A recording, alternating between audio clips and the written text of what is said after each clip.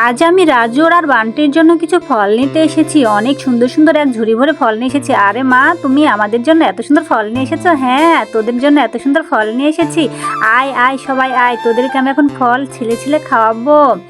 আরে দেখ, ফলটা কত সুস্বাদু আর কত সুন্দরভাবে পেকে গেছে। বান্টি তো সেই সুন্দর করে খাচ্ছে, রাজুও খাচ্ছে। এই যে ফলগুলো সব কত সুন্দর, একদম ফ্রেশ ফল। এই ফলগুলো খেতে কিন্তু অনেক সুস্বাদু। রাজু, ফলটা কেমন হয়েছে? অসাধারণ মা। বান্টি, অসাধারণ হয়েছে। বান্টি আর রাজু খুব পছন্দ করেছে ফলগুলো খেতে। আসলে ফলটা অনেক সুন্দর। কামরাঙ্গাটা কত সুন্দর। কামরাঙ্গাটা তো একটু টক মিষ্টি।